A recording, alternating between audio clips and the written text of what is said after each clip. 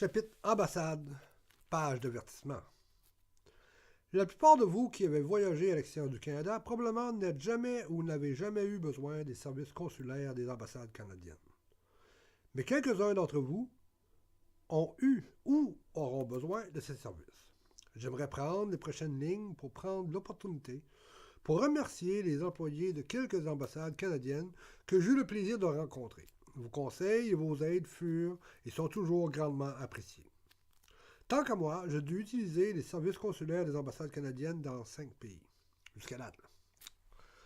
Soit pour demander conseil, ou dealer avec une perte ou vol de passeport, ou peut-être pour emprunter de l'argent pour sortir du pays au plus sacrant. Chronologiquement, en premier, en septembre 1997, à Den Haag, Hollande.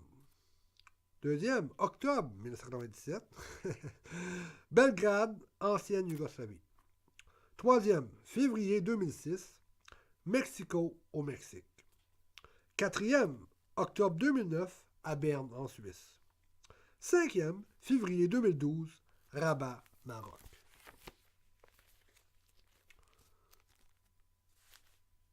Chapitre ambassade. On va commencer avec celle de Belgrade. Belgrade, ancienne Yougoslavie, 9 octobre 1997. Pauvre Dawn. Dawn Bennett, là.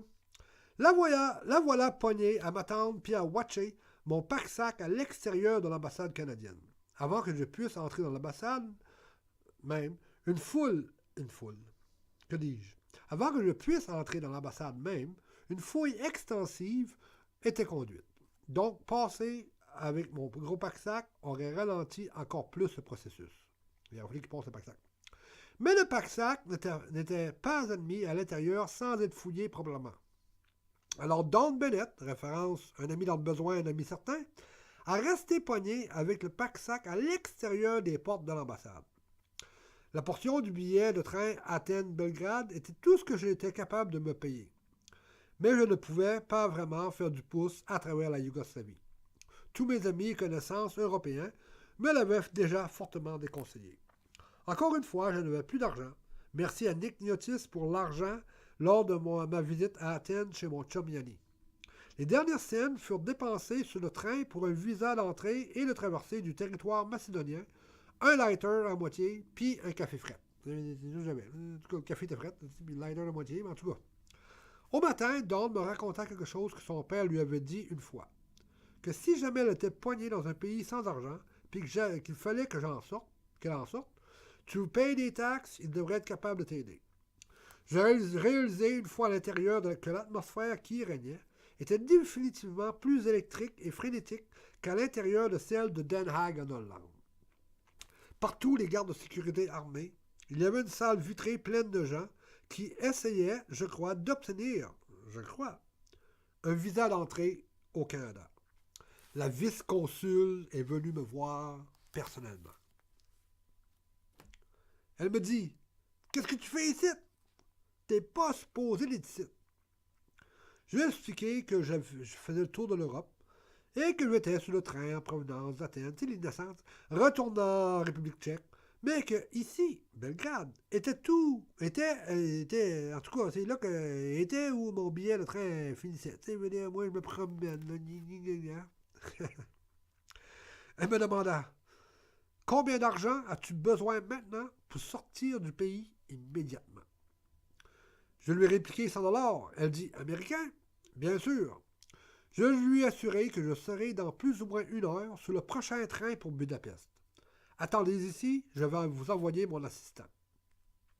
À peu près 5-10 minutes plus tard, une jeune et belle blonde, plus ou moins 25 ans d'Ottawa, si je me rappelle bien, est venue me voir avec 5 billets de 20 $ US et quelques papiers à remplir reliés au prêt. Je remplis les papiers, elle me donna l'argent et à la dernière page de mon passeport, elle colla un sticker. J'avais 1 an pour rembourser l'argent au ministère des Affaires étrangères ou au ministère des Affaires consulaires. Je ne sais pas, je ne me rappelle plus. Là. Une fois au Canada, je ne pouvais pas ressortir du pays avant que cette dette soit acquittée. Alors je pris l'argent, lui serrai la main et je lui souhaitai bonne chance dans un tel bordel, pauvre fille. Une fois sorti, Dawn me demanda « Et puis, j'ai 100 $ US. » Je lui ai remboursé ce que je lui devais pour les dépenses de la soirée précédente. Nous allâmes au kiosque d'échange d'argent pour en changer pour le billet de train et autres. Une fois mon billet de train acheté, nous nous aperçûmes qu'il n'y avait pas grand-chose que l'on pouvait acheter comme souvenir. Quand nous avons voulu rééchanger notre argent local pour de l'argent américain, ils nous fermèrent tous les vitres des kiosques de nos faces. Ah ça, c'est sûr, t'as les kiosques d'échange d'argent, t'arrives avec l'argent américain, ou ben non, les deux smart, ils te le changent. Essaye de les rechanger, par exemple, oh boy, c'est comme ça dans la face, mon chum, on est formé. Nous avons réussi à échanger notre monnaie locale pour devises américaines. J'ai dit devises américaines, mais c'est pas devises américaines. C'est des devises, c'était pour des Deutsche Mark. À perte, donc on a perdu un petit peu, avec un chauffeur de taxi. C'est pas sa job, lui, là. Puis là, on a sauté dans le train, puis on a crissé notre camp. Chapitre l'ambassade, Den Haag, Hollande, 8 septembre 1997. 2 ans? Je veux pas rester 2 ans. Je veux seulement que rester 2 mois. Excusez-moi, monsieur, mais c'est la loi. Merci beaucoup, bonne journée et tout le tralala, et je raccrochai le téléphone. Cela était la fin de ma conversation téléphonique avec un officier hollandais de la police des étrangers. C'était le plus que l'ambassade pouvait faire pour moi. Je n'étais pas en danger, puis j'avais tous mes papiers. Ce fut ma première expérience à une ambassade canadienne. Après avoir passé la fin de semaine d'avant à Breda avec mon nouveau chum Erwin Brocken, référence numéro 37, et le chapitre d'accueil, il me sembla que mon dernier recours fut d'aller m'enquérir à l'ambassade pour l'obtention possible d'un permis de travail. Si je voulais travailler en Hollande, beaucoup de travail, mais besoin d'un permis. Checkez bien ça. D'après, si je me rappelle bien, ma conversation avec l'officier de la police des étrangers, je ne pouvais pas obtenir un permis de travail à mon âge. Mais cela, un permis temporaire, bien sûr. Mais cela serait possible seulement si je pouvais prouver que cela faisait déjà 2 ans que je vivais illégalement dans le pays, donc que je payais un logis, un loyer, j'achetais la nourriture, que je travaillais illégalement sans avoir été aperçu ou causé des remous. Si je pouvais le prouver, cela démontrerait que j'étais parfaitement intégré et que je pouvais fonctionner dans la société hollandaise en respectant ses lois. Donc un citoyen modèle, respectueux des lois, mais illégal. Une fois cela prouvé, je pouvais alors obtenir un visa de travail. Bizarre. Hein? C'est bizarre, ça.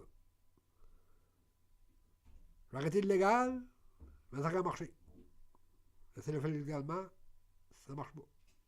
Ah ben, on en apprend tous les jours.